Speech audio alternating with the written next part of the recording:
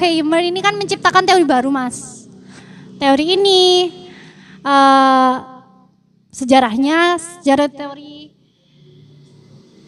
kritis ini dipengaruhi oleh Hegelian kiri dan Karl Marx. Nah itu tadi kan kata Mas Fakih,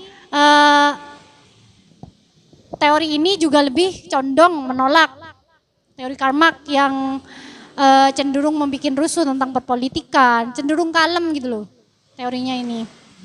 Jadi tidak menggunakan kekerasan, sedangkan revolusi yang digunakan saat itu lebih kepada kekerasan gitu kan, radikal gitu. Jadi teori ini menolak kritisme Horkheimer terhadap positivisme. Secara garis besar dapat dikelompokkan dalam 3 aspek. 1. Positivisme tidak layak dan merupakan pendekatan keliru dalam ilmu sosial.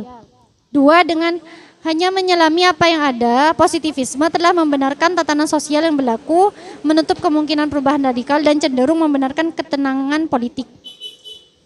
3. Positivisme begitu dekat hubungannya dengan suatu bentuk dominasi baru. Dominasi teknokratis. Jadi takutnya ada dominasi baru gitu. Kayak ideologi yang muncul itu kan yang cenderung mau menguasai, malah berbalik arah dari yang mendukung masyarakat malah menjadi bumerang untuk masyarakat itu sendiri. Kalau apa itu yang beliau mengatakan, Mas Aang mengatakan bahwasanya kayak saintis itu malah menjadi bumerang itu sendiri. Nah, sebenarnya itu benar sekali karena ada pembuatan ini kan, pembuatan apa? Bom dan lain sebagainya itu kan ada keberpihakan, tidak pernah ada yang netral. Jadi teorinya Mark Horkheimer mengatakan bahwasanya ilmuwan itu salah ketika mengatakan bahwasanya ilmu itu netral. Itu pasti ada keberpihakan, tapi keberpihakan teori kritis itu kepada masyarakat. Nah, kalau kata Mas itu tadi menjadi bumerang, adanya keberlangsungan kayak saintis dan lain sebagainya. Nah, itu kan keberpihakannya mungkin ke kapitalis. Di mana yang mengarahkan itu kapitalisme. Kapitalisme itu juga ya demi ya. Intinya kan dia tidak peduli dengan masyarakat yang tindas dan lain sebagainya. Yang penting kan produktivitas lancar gitu kan. Dan ya, Mas lanjut.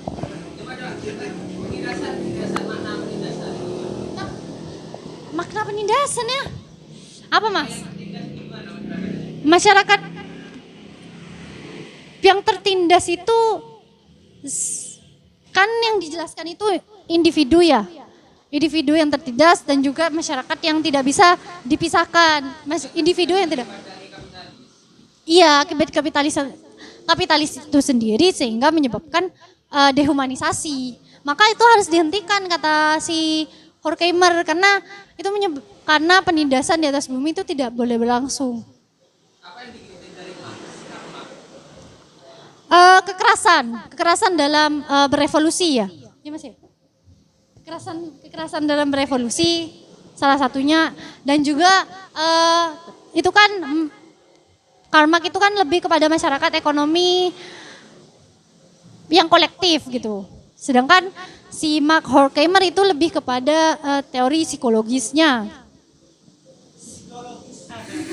Sebenarnya Horkheimer ini bagaimana sikapnya terkait positivisme ini? Menolak. Tapi pernah di suatu kutipan referensi yang saya temukan itu malah Horkheimer itu mengatakan bahwasanya filsafat itu harus bergandeng tangan dengan empiris. Bahkan Horkheimer itu pernah dulu ketika menjadi direktur, kalau nggak salah ketika menjadi direktur apa masih di Mazhab Frankfurt ya. Dia tuh pernah menyuruh anggota-anggota Mazhab Frankfurt itu untuk melakukan survei terhadap untuk mengetahui sikap buruh-buruh yang ada di Jerman pada waktu itu. Dan itu harus menggunakan statistik dan kuesioner. Itu kan secara tidak langsung dia menelan ludah sendiri. Itu menggunakan metode statistik. Kuesioner itu adalah prinsip-prinsip utama dalam kuantitatif positivisme. Itu bagaimana itu?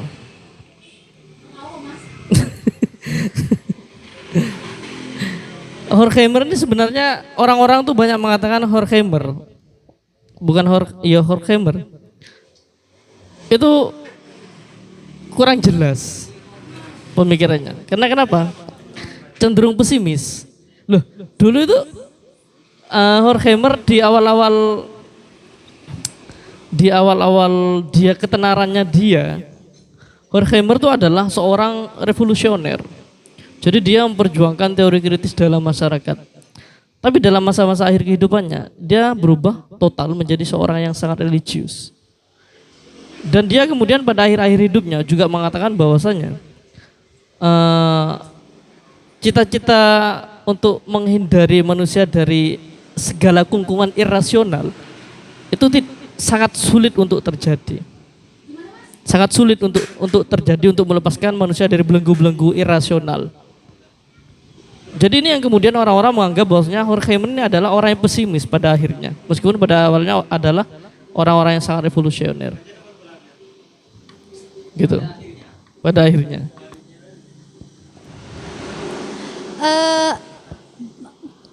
Kata Mark Horkheimer itu kan manusia kan berusaha untuk keluar dari mitos. Maka tapi masuk ke dalam mitos itu masuk ke dalam mitos yang lain gitu loh, dalam bentuk yang lain. Sehingga kan ya itu tadi, manusia itu kan sulit gitu loh untuk sebenarnya masuk akal sih untuk keluar dari irasional itu dan dipenuhi dengan irasional ya sama kayak kita saat ini gitu, di masyarakat kita saat ini yang terbelenggu dengan berbagai macam irasional yang menurut saya tuh irasional ya, seperti terjebak pada apa ya, kekayaan bayangan gitu loh, kekayaan yang tidak tampak, kekayaan imajinatif gitu. Dengan munculnya saat ini kan artis-artis mengeluarkan token-token. Ini kan sebenarnya ada kajian ekonominya ya, tapi itu kan menurut saya irasional, tidak tampak dan lain sebagainya. Walaupun tapi kan sebenarnya apa sih yang mereka jual? Sebenarnya apa yang tidak manfaatnya itu untuk kehidupan kita itu apa gitu? Apa yang mereka jual? Apa karena popularitas mereka sehingga mereka membuat sebuah koin yang mereka sebut dengan apa? Bukan. Iya, kripto aja. Disebut dengan kripto gitu kan. Tapi karena dunia kita akan masuk ke sana. Nah, secara keseluruhan teori atau pemikirannya dari Horkheimer ini adalah kritikan terhadap masyarakat modern. Jadi kebanyakan dari pemikirannya Horkheimer ini pada intinya sangat memberikan perhatian pada bagaimana masyarakat modern berjalan. Dan Horkheimer sangat mengkritik sekali masyarakat modern. Karena kenapa? Yang pertama, saya coba analisis satu persatu ya. Yang pertama itu pada masyarakat modern, cita-cita Marxisme untuk melakukan revolusi total dalam artian untuk melakukan penyamarataan perebutan alat produksi oleh proletar terhadap kaum borjuis itu tidak akan pernah tercapai, dan revolusi yang diharapkan oleh Marxisme itu tidak akan tercapai pada masyarakat modern. Nah, ini kemudian menjadi titik tolak dari ajaran mazhab Frankfurt, bahwasanya mereka kemudian mencari alasan kenapa kok bisa masyarakat modern ini kok bisa tidak bisa melakukan revolusi. Ternyata lambat laun mazhab Frankfurt ini mencoba menggunakan analisisnya Sigmund Freud, psikoanalisis, melihat ternyata masyarakat modern ini pada kenyataannya jika dianalisis secara individu, mereka ini secara tidak langsung mereka sudah tidak peduli lagi dengan cita-cita revolusi, dan mereka cenderung sudah terjebak ke dalam sistem.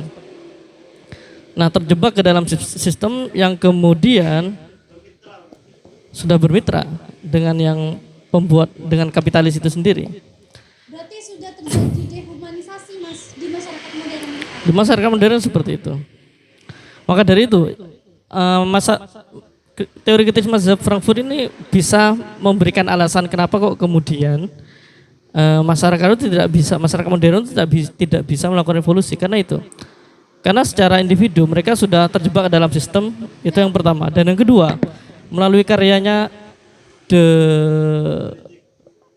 karyanya itu The Authoritarian Personality kalau nggak salah. Intinya kepribadian kehendak untuk berkuasa yang ditulis apa sendiri apa barang Adorno itu menjelaskan bahwasanya setiap individu baik itu tidak hanya kaum kapitalis, kaum borjuis, tapi kaum proletar pun itu mereka juga memiliki kehendak untuk berkuasa.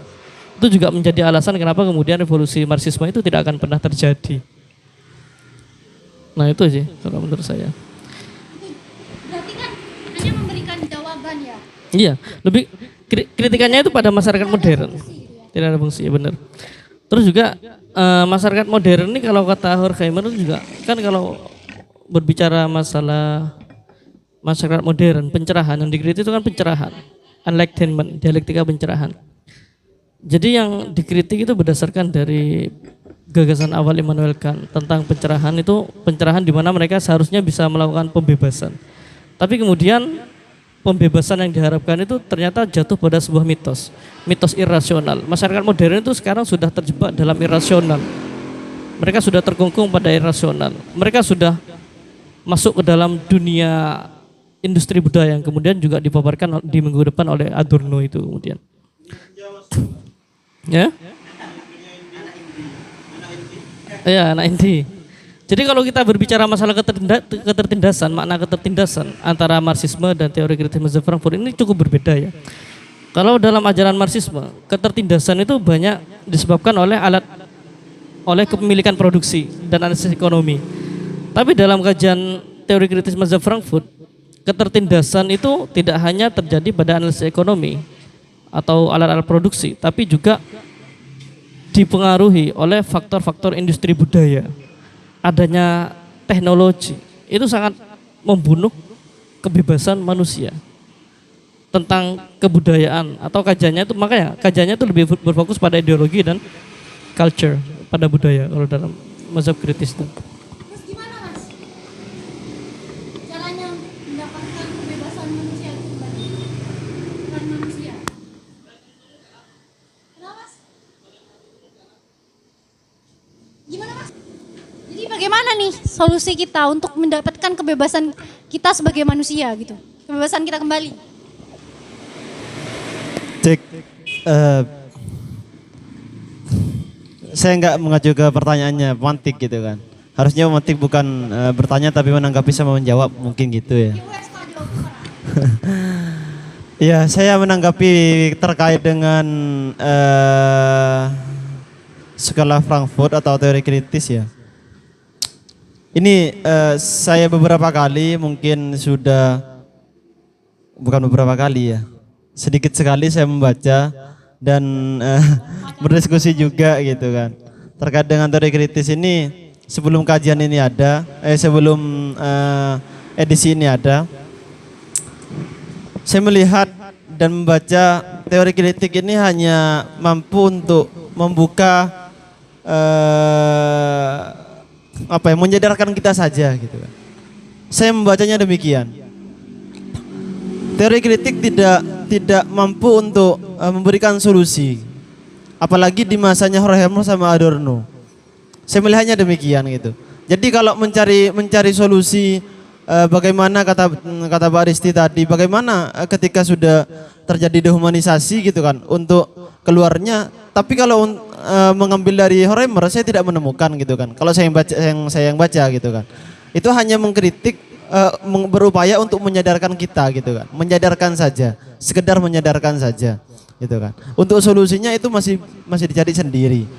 Itu untuk Mbak Risti ya, terkait dengan Horkheimer. Saya bacanya demikian gitu kan. Dan saya sudah pernah sampaikan juga dulu pas masih baca buku kritik ideologi gitu. Kritik ideologi itu yang pinjam ke Kak Fakih dulu. Itu mungkin sementara. Mbak Risti. saya juga khawatir ya dan juga pesimis tentang masa depan itu sendiri gitu kan. Karena banyak tenaga kerja manusia yang diganti oleh sistem. Karena salah satunya itu ya artificial intelligence, robot-robot yang bisa menggantikan manusia, kinerja manusia gitu kan.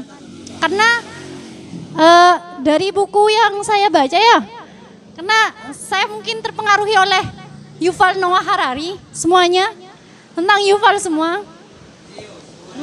Mulai dari yang awal dari yang akhir tentang money gitu. Jadi akan ada manusia yang dia tidak hanya menganggur, tapi emang tidak bisa dipekerjakan gitu.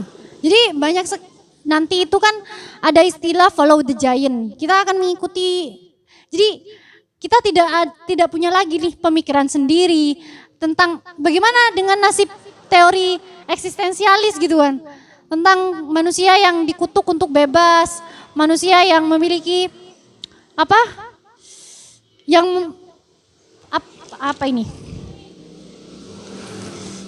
bergerak untuk mengubah hidupnya seperti itu.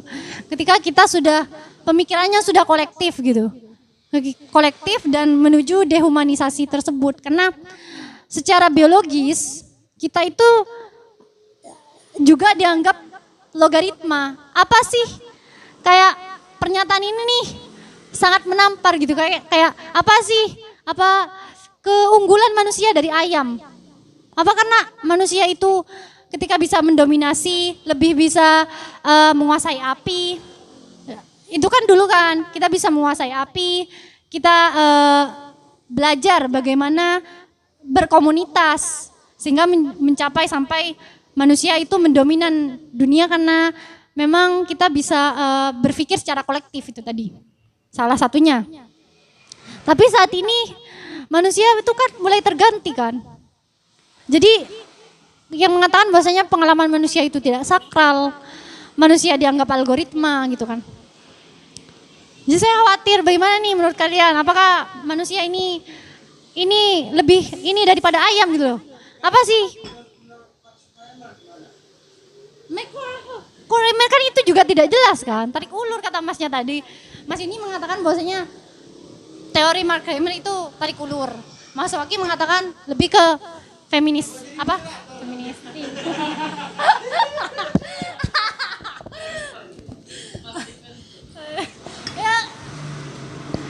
Iya kan sebenarnya dari pernyataan Mark Horkheimer itu susah namanya. Pernyataan Mark Horkheimer itu kan kita keluar dari mitos. Mitos-mitos dahulu kan seperti apa sih? Mitos zaman dahulu itu kan yang menindas manusia kan itu kan lebih ke puasa, berjuwis dan lain sebagainya. Tapi yang di sini kan yang menindas manusia itu kan adalah industri budaya. Bukan lagi kepemilikan alat produksi, tapi sistem-sistem industrialisasi budaya gitu kan. Dan teknologi gitu.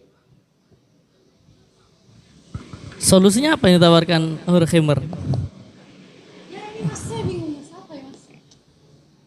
Mungkin dia hanya menciptakan teori tanpa solusi. Gimana karena dia kan kembali kepada irasional lagi kan, pada masa tuanya, sehingga mungkin itu yang membuat pemikirannya itu redup pada akhir kehidupannya dengan Ardo dan Marquez gitu kan ya. Ya emang kalau dipikir-pikir kan per generasi ya masa Frankfurt itu. Generasi pertama tuh ada Horkheimer, Adorno, Marcuse, DKK atau lain sebagainya. Generasi kedua itu Habermas dan generasi ketiga itu Axel Honneth. Nah kalau generasi pertama sejauh ini emang banyak kritikan pada generasi pertama itu karena mereka hanya bersifat kritis kontemplatif, tapi tidak bisa memberikan solusi yang tepat untuk menghadapi masyarakat modern. Kalau kita kembali pada generasi kedua itu kemudian menjadi kritikan oleh Habermas. Generasi pertama dikritik sama Habermas karena mereka tidak menemukan solusi. Habermas kemudian mengkritik dan membangun ulang bahwasanya solusi dari itu semuanya kita harus melakukan tindakan komunikatif.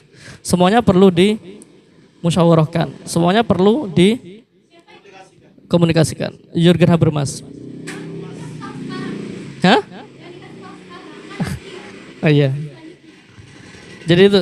Tapi kalau kata Habermas, manusia itu tidak akan bisa melakukan tindakan komunikatif tanpa adanya kebebasan pertama kali. Jadi yang diharapkan itu kebebasan pertama, kemudian baru tindakan komunikatif.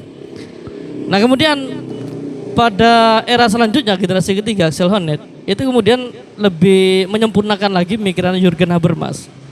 Bahwasanya sebelum kita melakukan tindakan komunikatif, tentunya kita harus ada upaya untuk melakukan rekognisi, pengakuan antar sama manusia. Dan apa yang terjadi jika tidak ada pengakuan antar manusia? Yang terjadi itu hanya akan disrespect seperti halnya si A menuduh golongan si B kafir, gampang mengkafirkan atau sebagainya. Ini adalah upaya-upaya ketiadaan rekognisi, pengakuan. Jadi solusi yang ditawarkan oleh Axel Honneth itu kemudian adalah bahwasanya kita sama manusia itu harus sama-sama memberikan pengakuan, memberikan respect satu sama lain. Gitu. Nah, sebenarnya kalau kita melihat teori kritis secara umum itu sebenarnya sangat bermanfaat ya bagi kita, terutama dalam kita memahami teori kritis. Namun kalau kita melihat teori kritis dari perspektif Horkheimer itu kita sangat sedikit sekali menemukan solusinya. Tapi secara keseluruhan kita akan menemukan makna solusi dari teori kritis yang dipaparkan oleh mazhab Frankfurt itu.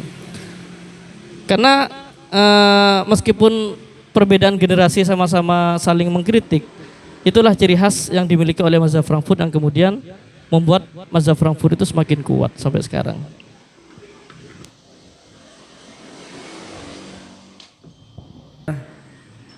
Saya masih belum menemukan bukan solusi, aslinya nggak butuh solusi aslinya. Cuman tinggal bagaimana melakoni hal tersebut.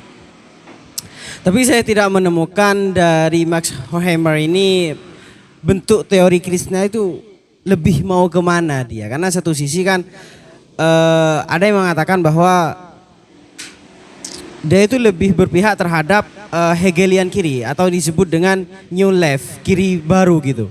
Kan gitu kan. Nah, saya masih belum menemukan di situ poin dari teori kritis Max Horkheimer ini.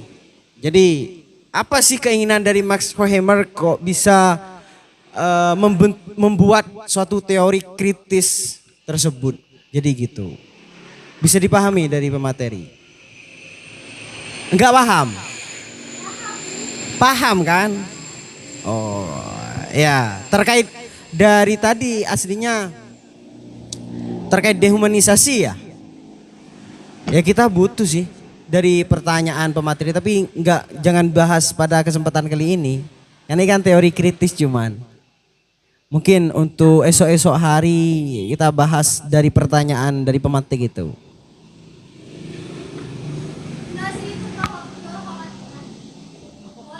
Ya, gara-gara sendiri emang khawatir, Pak. Poin dari teori kritis itu menekankan teori dengan praktis. Karena teori tradisional tidak mencakup hal itu. Lebih kepada teori saja. Tidak ada praktis gitu. Dan di sini juga menekankan bahwasanya individu dalam teori ini sangat penting, individu dan masyarakat. Dan dia juga menekankan bahwasanya teori itu tidak boleh netral, tidak seperti kata ilmuwan lain. Tidak boleh netral, harus berkeberpihakan. Nah, keberpihakan si teori kritis ini adalah itu tadi, masyarakat yang tertindas dan masyarakat yang lemah. Yang dimaksud masyarakat tertindas itu tadi yang disebutkan oleh suhu-suhu kita, yaitu masyarakat yang tertindas karena salah satunya itu maknanya karma, kepemilikan alat produksi, dan juga faktor-faktor industri budaya.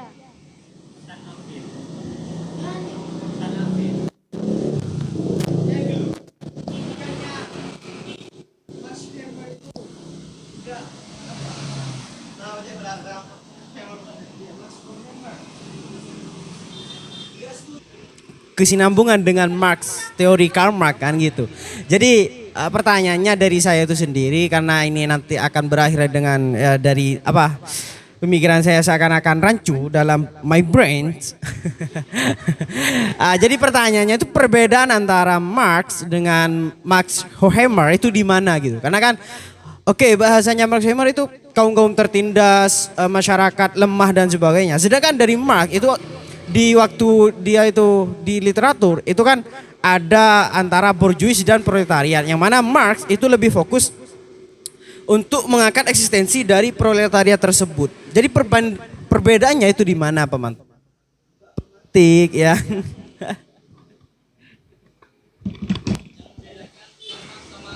Iya. Oke lah, kita jangan bahas roh yang absolut dan sebagainya ya kan. Jadi bahas cuman fokus dalam kritis yang fokus sosialnya saja gitu. Sosialnya tok, itu saja.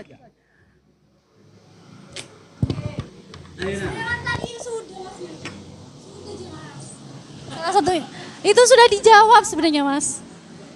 Enggak, soalnya Max Hammer itu enggak mengakui dirinya itu ketika ada yang mengatakan, loh teorimu itu sama dengan Marx. Loh enggak, ini berbeda. It's different gitu kan. Terus perbedaannya gitu kan, perbedaannya itu di mana? What is the difference about theory of Max Hammer? Difference-nya itu, Mas. Difference-nya itu ada di kalau Karl Marx itu lebih revolusinya itu lebih kepada kekerasan gitu loh. Kekerasan. Dan bentuk penindasannya itu kepada kepemilikan. Nah, ini ya nyambung kan dengan yang bahasanya Kak Fakih itu kan, yang dibahasakan Kak Fakih. Tapi satu sisi dari bentuk konsep ya Kak, konsep dari metodologi dari Max Hammer itu di mana? Kok kalau Marx kan kekerasan, Max Hammer ini metodologinya itu konsepnya seperti apa? Jadi seperti itu. Mereka kan gak mau kekerasan. Oke lah, bahasanya radikal. Iya kan? Kenapa nggak mau dalam hal radikal gitu? Terus metodologi kritisnya itu seperti apa? Yang dikritik juga dari Horkheimer itu adalah metodologinya. Karena juga metodologinya masih mengambang. Tapi cuma emang mengkritik. Horkheimer tuh mengkritik bahwasanya revolusi jangan sampai ada kekerasan. Tapi dia itu hanya mengkritik. Revolusi jangan sampai ada kekerasan. Karena kenapa kalau ada kekerasan? Karena kalau revolusi sampai dengan ada kekerasan, kalian akan melihat bagaimana fenomena yang terjadi pada revolusi 10 Oktober. Mohon maaf, revolusi Oktober di Rusia. Bagaimana rezim Tsar itu runtuh di tangan Bolshevik. Terus kemudian ada Leninisme dan Stalinisme, puncaknya di Stalinisme. Jadi bisa kita lihat bahwasanya runtuhnya rezim Tsar waktu itu dengan revolusi dengan kekerasan itu sangat banyak memakan korban jiwa. Ini yang paling tidak dikehendaki oleh kaum-kaum teori kritis mazhab Frankfurt. Kenapa sampai sekarang PKK itu masih bertahan? Partai Komunis Cina. Ya kan kalau kita berbicara secara Iya dari PKC. Karena emang pertama kita harus melihat sanatnya.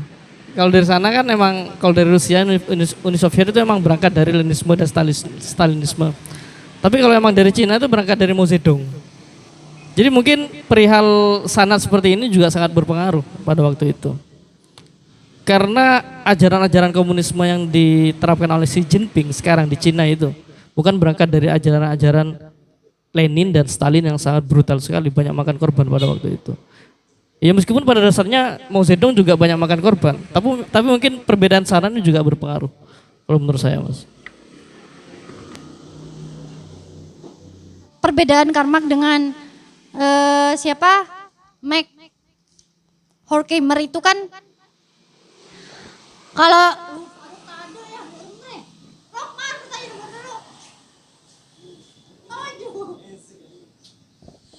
perbedaan Karl Marx dengan Horkheimer itu kan salah satunya masyarakat itu kan harus eh, kalau katakan Marx itu kan kolektif dan dilihat dari satu sudut pandang saja, yaitu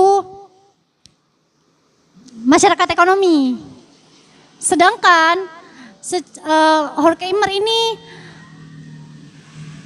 mendukung kebebasan individu bahkan secara eksistensialis. Karena Karl Marx itu melihat dari segi perekonomiannya, materi gitu, menganggap manusia sebagai materi.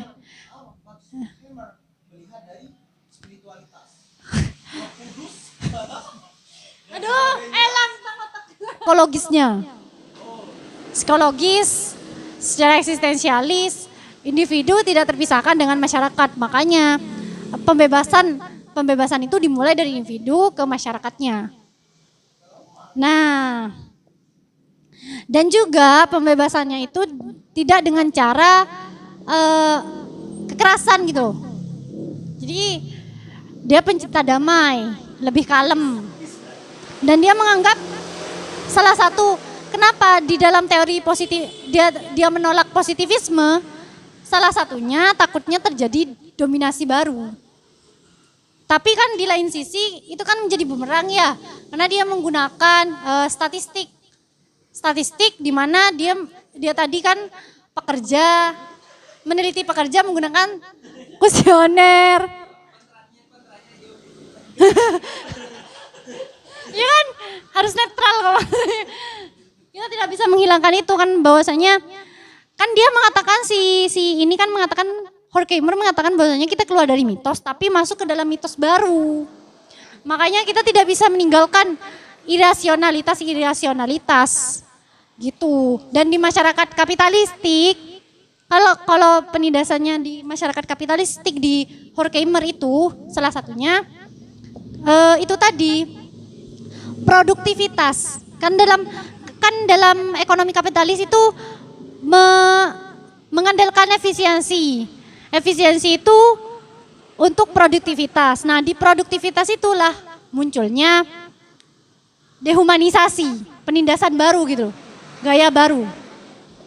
Gitu, Mas.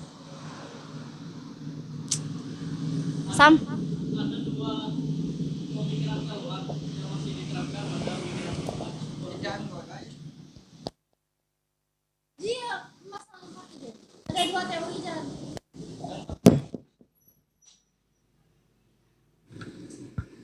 ada dua ajaran Karl Marx yang masih diadopsi oleh Max Horkheimer. Yang pertama itu terkait materialisme historis.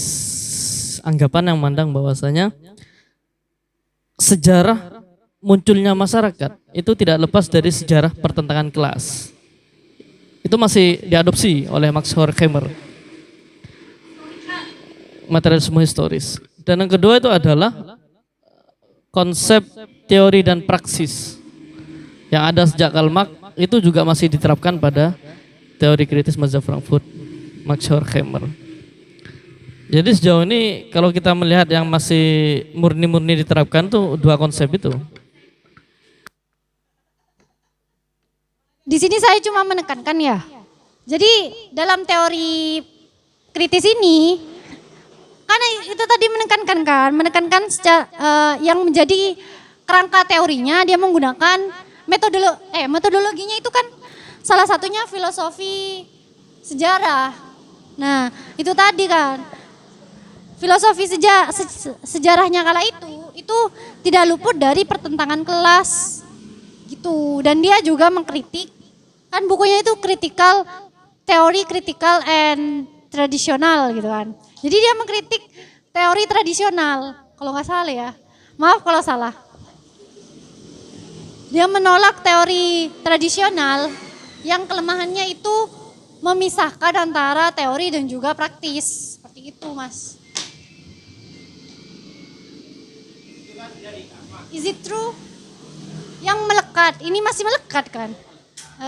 Yang mempengaruhi teori kritis lah gitu ya Mas, terciptanya teori kritis.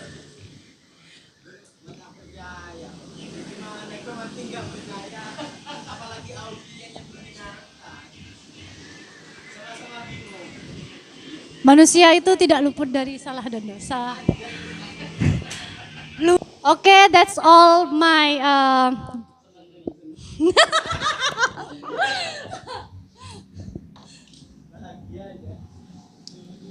Jadi kesimpulannya ya dari teori Horkheimer adalah usaha manusia untuk membebaskan dirinya itu tidak boleh berhenti. Walaupun nanti akan masuk ke irasional berikutnya. Karena perjuangan manusia untuk mencapai emansipasi masyarakat itu